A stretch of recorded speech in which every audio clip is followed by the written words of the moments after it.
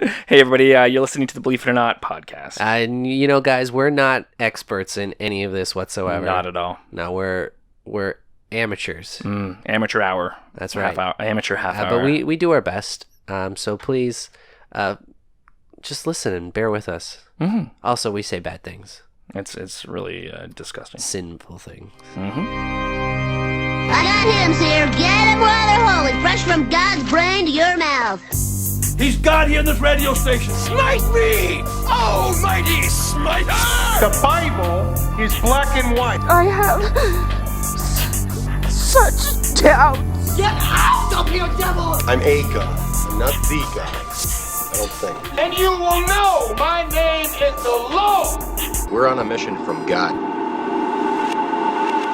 Hey, everybody, welcome to Believe It or Not. I am Trevor. And I am Damien, and here we are again. Here we are again. For another time. Another time, another day, another doing it on the podcast. Mm-hmm. We're here to talk to you about things that we are not qualified to talk to you about. This is what our layman's layman's religion. Yes. Hey. From a guy who knows nothing about it and a guy who has some idea of some of it. Yeah. So I spent some time in it. I've also Googled some stuff. Yes. Predominantly Google-based. Yeah. And as you know, I just listen, I react, and I try and contribute as best as I can. All right, yeah, so today, we crack some beers, and we're going to talk about the Christian right, or the religious right. The religious right, okay. What kind of images does that bring to mind? Definitely, it's going to be like the whole Bible Belt. That's going to be like a lot of the mega churches are usually part of the religious right, are they not? Yeah, in a lot of ways. So it's a lot of very influential in it. Yeah. Fundamental Christians, and then that kind of folds into the a lot of the, not necessarily the beliefs, I guess the belief patterns of the Republican kind of side of things. Yeah. I know it wasn't always that way, but that's kind of what it's become. Well, let's just say you're not wrong. Okay. But you're not, it's the Christian right would more so be the political side of evangelical Christians. Yeah. But it also includes Mormons and other kind of less evangelical Christians, and different sects like Catholics are often involved. It's more of a bunch of these groups with similar kind of political goals getting together and kind of lobbying together. Yeah. A lot of the organizations are just usually just one denomination or something like that, but kind of they all work together to push their political kind of goals. Yeah. From what I see from it too, it doesn't even necessarily have to be religious people or people from sects in that kind of thing. It's a lot to do with just views that kind of fall in line with, say, their upbringing or what their parents believed or something. Exactly. Like things that they feel is the moral right. Yeah. Whether it's based on fact or anything. But exactly. Like you'll hear the term Judeo-Christian values a lot. Mm-hmm. Yeah. And I mean, a great example more recently is Donald Trump. Yeah. Like, I mean, he's more of the political side that's been influenced by the Christian right as opposed to being really part of the Christian right. But he's pandering to them like, whew. Which is funny. I know we've talked about this and we've definitely seen things before where as much as he's pandering to them, he's also doing a lot of things that kind of don't fall in line with it. Yeah, exactly. But because he is the president, he's kind of been giving like a free pass for a lot of the things he does, which is such a strange. You have someone, you're pushing for them to be this kind of moral like figurehead for your cause. And as soon as they do something wrong, rather than calling them out on it and holding them accountable for it, you just do a right turn and say, well, it's okay because they're making all our other things that we want to happen. Yeah, exactly. So let's dive into how did we get to this point? And we'll try not to get too political. Well, maybe we'll get pretty we'll get we'll get a little political. But it's Okay, so before this kind of movement arose, Christianity had less of a desire really in America to influence political change to the extent it does. There was definitely like your values are gonna inform who you vote for and stuff like that, but it wasn't the same push trying to push their values and lobbying and stuff like that to the government. It was more like, when we talked about like the tent revivals and things like that, where it's more like about personal change and trying to change the world through individuals. Whereas in kind of, do you know who Billy Graham is? He just died recently. Okay. He was one of the first ones to really start getting involved in politics as a prominent religious figure, and he wholeheartedly endorsed Nixon and brought Nixon into his big rallies and stuff like that. He was the one who did the opening prayer when Nixon was inaugurated and all that stuff. And Billy Graham's actually on the Nixon tapes. Oh, really? Yeah. Saying some very not nice things about the Jewish people. Right. And which he later apologized for. But now, so he was he one of the televangelist preachers as well, or no? He's just he wasn't really a televangelist. Like one of those large. He got a lot of religious TV. Figures. Yeah, exactly. He got a lot of TV appearances and stuff. Yeah, I remember him being on Oprah and stuff back when I was a teenager. But he's always just been like, they'll televise his crusades, he called them, but mostly it was just he'd fill stadiums with people. There was one video I was watching yesterday where he brought in Nixon. There's a lot of cheers, so he's like, "Oh, I'm glad a lot of you are on my side," and then it panned to the audience, and it was very divided. Of like, these people were not here to see Nixon. Yeah, they were there for the Billy Graham and the Christian. I guess what it was in the 60s, it was Christian rock, but not really. The upbeat. It was like the youth way. I guess it kind of is. It's like I don't know. I mean, I guess the equivalent would be some big comedians in a way. Too. Yeah. Just like public speakers. Yeah, exactly. Really like. Except, people like religiously. Yeah, exactly. Yeah, I saw Billy Graham back in, I'm going to say 94. Really? Yeah. How was that? I mean, I think I was too young to comprehend, but his preaching had kind of changed from his early days. By then it was like, be better to people, love people, go to Christ. He's the only one that can save you. But before that, it was very like fire and brimstone for a long time and things like that. So, but he had become a little more mainstream by that point. But then, Nixon and Billy Graham's kind of association, when Nixon resigned the presidency after Watergate, a lot of people saw that as kind of a negative thing for a big like Christian leader to get involved in politics, because it tainted his name as well, because he had endorsed this person. So it kind of made people not so kind of soured it a little bit. Yeah, exactly. And then a man came along, a pioneer, if you will. Okay. Also died in the last couple years. He was the villain in the movie People vs. Larry Flint. Jerry Falwell. Have you seen that movie? No, I haven't. Okay, it's actually a really good movie. Okay. Not to be watched when your old Bible college friend was coming to visit and you decide to throw it on because you want to watch something. And someone who's still very Bible college mentality. Okay. That was a mistake. Yes. Haven't really talked to him since then. But that stopped... well, it was just so awkward. Yeah. How long ago was that? That happened probably about 12 years ago or something like that. Yeah. 12 years watching a movie... got you guys to stop talking? Yeah, pretty much, yeah. I think that's something that's really interesting, how an opposing viewpoint in a film can be so divisive. Divisive? Decisive? Divisive. Yeah. Divisive. I'm having trouble with words today.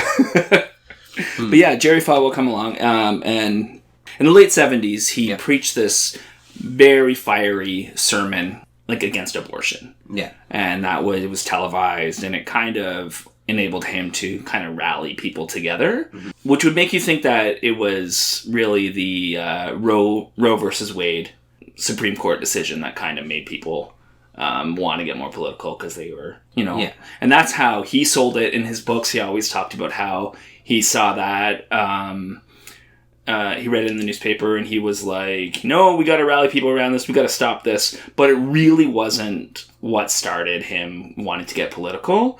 It was just when Roe versus Wade happened, it was a couple years later when they kind of realized, like him and some of these other big people in the Christian right realized that that'd be a good thing to use to get people to rally with them, but it wasn't what made them want to. It was more of a tool to kind of get them. Yeah, exactly. Yeah. Like, it was really, like, abortion was really, it was a Catholic issue, but Protestants really didn't have an issue with it kind of before the 70s, for the most part.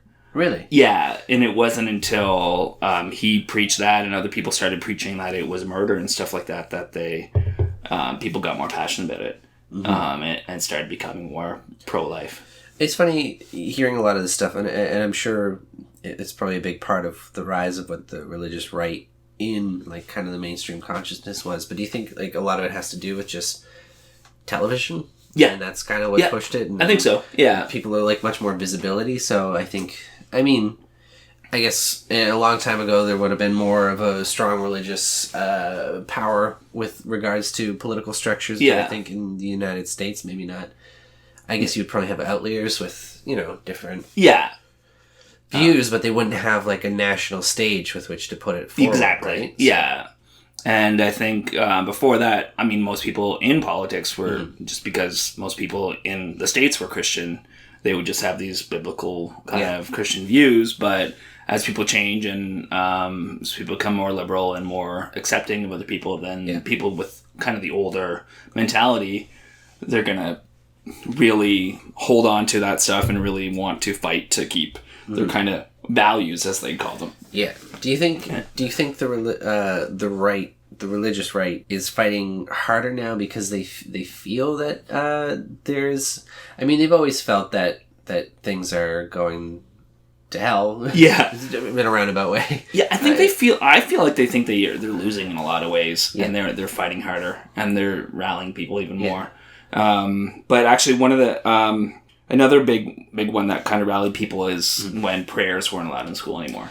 Right, yes. And so that was one that which I just find that one fascinating, because I get from their perspective that they feel like you're kicking God out of schools, but there's just so many religions. You can't just allow for every... You gotta have to say, like, this is a place for learning. And exactly. You're totally fine to have that. Yeah. Just have it at home, but this is a secular place. Yeah, and you can pray, you can pray over your food, or you can read your Bible personally, as long as it's not out loud. But you can't mandate it for everybody to have to Exactly, And I think, a lot of people found that, like, they took God out of schools, they're taking, they don't want our kids to know about God anymore, and it just became like, this, the world's going to the hell in a handbasket. I think another thing, too, and this is less to do with world going to hell in a handbasket, and more just something to be said about, like, routine, and, like, this is what I did when I was a kid. Exactly. Because I've noticed it, like, my family, they're not religious in any, like, the side I'm really close with, they're not super religious in any way.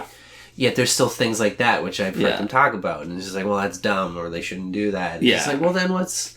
Yeah. Like, I don't understand, is it just because that's what you did, and so you're used to it? Yeah. I think so. This is how it was when I was young, and this is how it should be now. And it's like, no. And then there was a third Supreme Court case. That was really the one that sparked it all. And that was really the one that got Jerry Falwell mad. It wasn't really the big one. Yeah, it wasn't that one. It wasn't the prayers in school one. It was Bob Jones University. Bob Jones. Yeah. I don't actually have the court case, but what does... do you know Bob Jones University at all? No, I was going to say that's like the worst name for a university. It is, yeah. Actually... are you sure it's not fake? Do you know what so this school's been around since, I want to say the 40s? Okay. It's been around a long time, maybe even longer. Yeah. Guess what the current president's name is? Bob Jones. Yeah, the third. Is it actually? Yeah. Okay, so it's a family-owned university. My friend went there. I was fans of this guy, this singer. I think I've mentioned him on the podcast before, but his name was Steve... as I forget his name. Steve Jobs. Oh, this is good. Anyways, by the end of this, it's going to come to me, but he had a song about racism, and he mentioned Bob Jones University in the song. Right. Yeah, I think you've talked. I remember talking to you. I love the song, and then I went to a concert with this guy who went to Bob Jones University, and afterwards I was like, so let's talk about this. Why would you go to a university that has these policies? Because at the time, they would allow black students, but they wouldn't allow interracial dating. Okay, yeah. And the Supreme Court case, so that was up till 2000 that they didn't allow interracial dating. 2000? 2000. So this is when I'm in high school and I'm talking to my friend who's older than me who's going to this terrible college. But in 71, they passed new laws that schools would lose certain tax breaks if they weren't desegregated. Yeah. And so Bob Jones fought that. And that was one of the big things that, and then in 1971 to 75, they would allow black students, but only if they were married. And then from 75 to 2000, they would allow black students, but only on the condition that there was no interracial dating allowed. Wow. Yeah. So, sorry, just a little background. Bob Jones was established in 1927. 27, wow. Yeah. Chancellor is Bob Jones III. And it's in Greenville, South Carolina. And it's a conservative cultural and religious. It has conservative cultural and religious positions. But there's only 2,500 students. So it's not a large school. No, it's not a huge school. It's a very small school. Yeah. So Jerry Falwell, movie villain Jerry Falwell, realized he wanted to create an organization. He's talking to this guy named Paul Weyrich, and in their conversation, he said that there was a moral majority. So Jerry Falwell grabbed the term moral majority, and that's how he created. That's the name of his organization. But it's become more of a term. Well, that was something that was a big thing during the Reagan era too, wasn't it? They were really influential in helping Reagan be elected. The moral majority there. Yeah. And so some of the big organizations were Jerry Falwell's Moral Majority, Ed McAteer's Religious Roundtable Council, James Dobson's Focus on the Family. Do you know that one? I've heard of Focus on the Family. Yeah, Focus on the Family is a bigger one. Like they're still active today. They're still active today, yeah. Very anti-LGBT, very like... Is that one like a lot values. more like nuclear family kind of ideals? But again, like marriage and, children and all that stuff. Yeah. Okay. It's designed, I think, for they write articles and then your parents send you those articles. Right. Did they have a lot to do... Because I know a lot about the PMRC hearings in the 80s as well. Where they were doing like the musical, trying to get the censorship. Oh yeah, was the family? Because I know they do a lot with film and television. They might have been. Yeah, I think Focus on the Family probably was. Yeah, I could see James Dobson being like, nope. Because I know it had the PMRC hearings had a lot to do with like the moral majority too, and Tipper Gore's whole thing about indecency in music. Yeah, and this is going to turn the children into evil people. Yeah, and exactly. Start doing bad things. But yeah, and it's funny because like at first they were, I mean, they were never really bipartisan, but they were more bipartisan kind of at the beginning where they just wanted their values. Yeah, it was more about the values than the political affiliations. Because they really thought they had a candidate in Jimmy Carter, who was very openly a born-again Christian. And they were like latching their carts to that horse. Their horse to that cart? Yeah, something like that. But then when he was pro-choice. Okay. And he had a lot of other liberal ideas, so that kind of fell off. And they really helped him like not win a second term by really backing Reagan.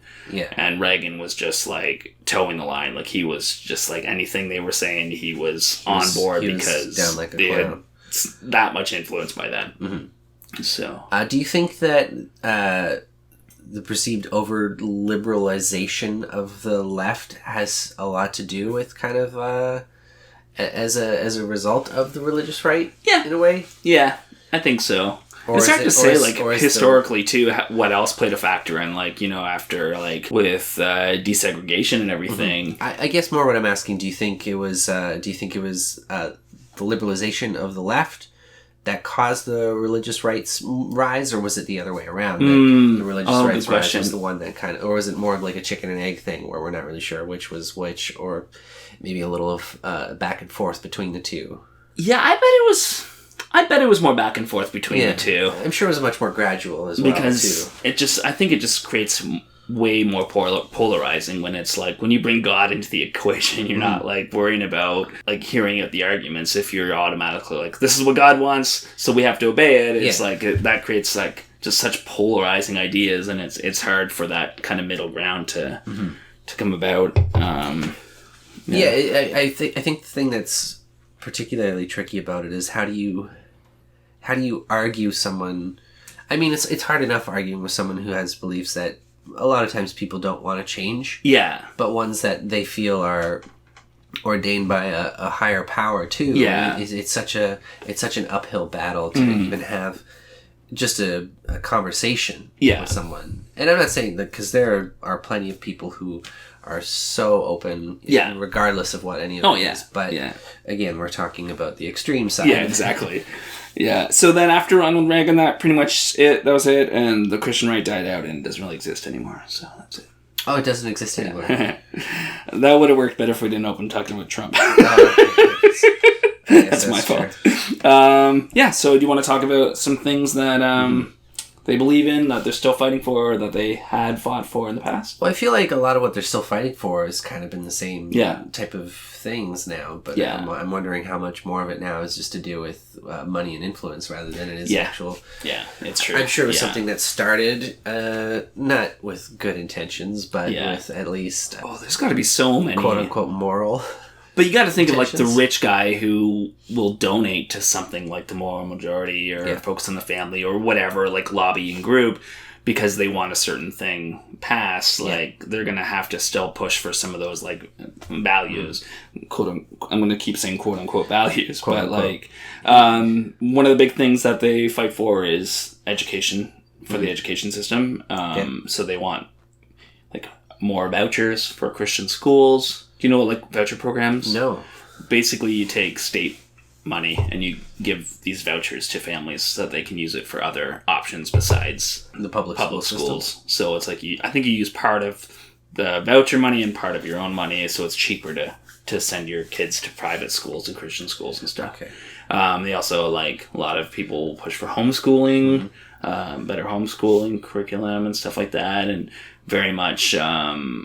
a lot of creationism influence, trying not to teach evolution, or like a lot of fights for teaching the controversy, which I'm sure we'll have another fun time talking about creationism. But I think that's such an interesting, like, education is such an important part of all of this as well. Like, it's the same in Canada. Like, we have that two-tiered, the Catholic and the which I don't understand that at all. Yeah, I think it's again, it's an outdated. It's something that has just been around for so long. And they're like, well, what do we do now? We just exactly. Keep it going. Like, we can't really pull all these kids out of school. And I think you can secularize them. Yeah. I think if they did like a changeover and amalgamated them back into the public school system, that would make more sense. I know people are going to be pissed. Oh yeah. But there's no reason for it. It's insane. Why is that just Ontario or is that all across Canada? I feel like it's just Ontario. Yeah, it's so weird. But again, too, then like homeschooling as well. Like people pushing for homeschooling. Homeschooling is such a bizarre concept for like I've heard of situations where like a student is just way above and beyond, and homeschooling is the only thing that makes sense for them, or like I'm certain if there's certain handicaps or whatever disabilities that make more sense to homeschool. But I think there's a lot of disadvantages too with socializing. Exactly, I think the biggest thing is just the socialization. We've all met that homeschool kid. Who enter the public school system really late. I mean, it's not a hard and fast rule that every homeschool kid is weird. But no, I know. But even I went to a Christian school till grade 6 that only had at the most 50 students. Yeah. And then I went into public school from grade 7 on. Mm-hmm. And I feel like I had a lot of social disadvantages. Yeah. So I can't imagine being in a classroom with just your siblings and. My big thing about that is that what qualifies, I mean, as a parent, what qualifies you to teach children? So you're just going through that's like curriculum. The big thing. Yeah. Is like you haven't been properly educated most of the time, I'm sure. You don't know the curriculum. You don't know how to properly teach. There's just so much that whether you as much as you're doing, you have to be missing something. Yeah, no, it's true. And I know it's the argument can be also said, well, in schools they're overcrowded. There's too many students, people per teacher. Do slip through the cracks and stuff. People slip through the cracks, but I think that there's still a structure and a system where there's more of a chance for them to get what they need than when you're I mean, if my mom homeschooled me. She would have been fine, but it would have just been miserable. Another thing too with schools, they they really lobby against certain things that are taught in sex ed classes usually, and I think we even saw that in Ontario. Recently, a couple years ago, there was a huge push for it because they were updating the curriculum. Yeah, where they were starting. I think they were starting it as young as kindergarten. Yeah, but the thing about it though, it wasn't necessarily talking about sex in kindergarten. It was just about consent. Yeah. And it was about having children know their bodies and what's okay and what isn't okay. Yeah. Which is so incredibly important. Yeah. But people are so hard fast. It's like, we can't teach children about sex because we're afraid of it. Yeah, exactly. I went to high school for a year and a half in Alberta. Mm-hmm. And they had a separate sex ed class for Mormon and Christian kids because it was such a high popularized, there's so many Mormons and Christians in that area that they had to add another class, which I think is crazy for a public school. Yeah, but it's just funny that it's not just in the States. We definitely see it here. Even I grew up in a very non-religious family, and I have went through the public school system, but I mean, even myself too, just coming through, not necessarily sexual education, but kind of learning about everything with regards to that was still very, I'm not going to say stunted, but it's still almost, it wasn't as talked about as it probably should have been necessarily. Yeah. Not necessarily within the school system, but I think there's more that could have been said, and hindsight helps with a lot of that. Well, but I think you were there when a certain family member of mine was talking about the person he knows who grew up in Texas and had that Texas sex ed, and he was taught in public school in sex ed class that condoms cause more STDs than they prevent. The thing that's crazy about that too is that it pushes so many people, and then you have millions of people in other countries dying because of people lobbying to not send condoms or AIDS or sexual education to people. It's mind-blowing how the mental gymnastics that you can do to not save a life by boxing it into your views. Oh yeah, well, and it's that thing about how places where it's easier to get access to abortions have less abortions because sexual education. Yeah, they also have sexual education, and it's just insane. And then another crazy thing that we're seeing recently is politicians lobbying to get "In God We Trust" put on in every schoolroom. Mm-hmm. There's somebody tried to pass a bill in Florida recently, and there was a bill passed in another state. Wasn't the big thing about that is that people say that it's been part of Constitution and all that stuff? Well, yeah, they say it's their motto, but it's not. Yeah, it's something that came much later. Yeah, as a fear of communism. Mm-hmm. They put "In God We Trust" on that because they said that communists wouldn't be able to say it, so... Same with adding it into the Pledge of Allegiance. Mm-hmm. Yeah. Which is another insane thing to do. The Pledge of Allegiance. That's insane. It is absolutely batshit bonkers. Yes, I think it's great to have some sort of national pride. Yeah. I think it's wonderful to love where you live, but as soon as you start indoctrinating children every morning to pledge allegiance to a fucking flag. Yeah, that's insane. That's when you're starting to get 1984 level kind of groupthink mind control bullshit. Yeah. And it's just come on, people. Yeah. And then the non-education side, like we've talked about a bit, a lot, probably abortion, pro-life stuff, anti stem cell research. Where do you stand on that, Trevor? I am pro-life. Okay. No, the other one, pro-choice. Oops. For some reason, I always get that mixed up. I mean, I always say pro-life, and then I'm like, no, the other one, the good one. Yeah. That actually took me a while to get to that point, actually, to be honest. Even after I kind of walked away from church and stuff like that, that was still something I had to... Do you feel like that was because of your upbringing? Or from a religious I think so. standpoint? When you're when you're constantly told that it's murder, and you're constantly told that, this is a fully formed baby, right away, and it's and you kind of hold part of that, yeah. A very common thing from that kind of standpoint, you hear a lot of people saying, there's so much about abortion is murder, don't do this. They seem to be very interested in the baby before it's born, but then as soon as it is born, social care or anything like that for young children and new parents. Yeah, there's no programs there's for that. Nothing. Yeah. I don't see why it's any less important. Yeah. Once the baby's born before it is. And then obviously we've talked about family values, and really that's code for anti-LGBT. So there's a lot of big and lobbying or trying to get people to vote against the Proposition 8 in California and different other propositions like that, lobbying to get people to vote for bathroom bills, like saying that you have to go into the bathroom with your assigned, with your birth sex or whatever. And I think that's another interesting thing, is just the fear about people going in the bathroom. There are people who are genuinely afraid of someone going into the wrong bathroom. Yeah. I've heard horror stories of somebody who's, a little bit more masculine as a woman, or presents kind of a little bit more masculine or whatever, and you go to use the bathroom and people spy in on them to make sure that they have the right organs. Really? And it's what's more of a violation? Me using the stall, or you looking at me take a piss? Yeah. It's just, It's this weird obsession with sexuality. Yeah. Yeah. And a fear of different, and Yeah.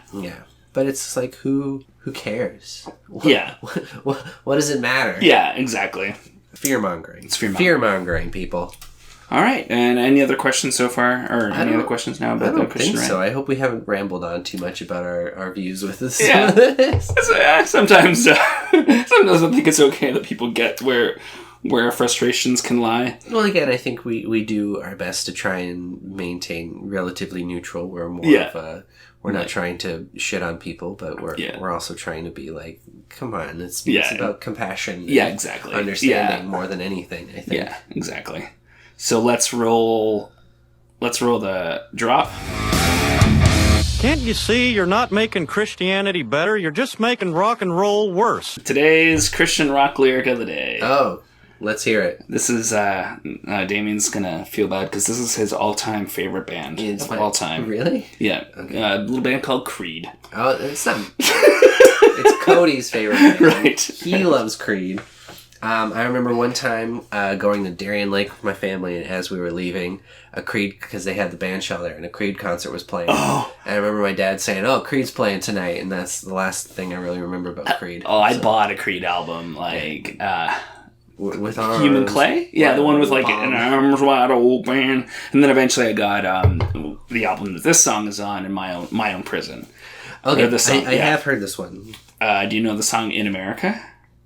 Maybe, if I heard it. Oh man, I've never found a song that ties more into our topic than this song. Let's hear it. Later. Only in America, we're slaves to be free. Only in America, we kill the unborn to make ends meet. Only in America, sexuality is democracy. Only in America, we stamp our dollar. In God we trust. I can't help but as soon as you said that we kill the unborn to make ends meet, I couldn't help but immediately think of the Flintstones, and it's a dinosaur performing abortion saying it's a living. It'd be a mammoth, right? Yeah, probably. Yeah, just a little vacuum cleaner. Yeah. it's a living.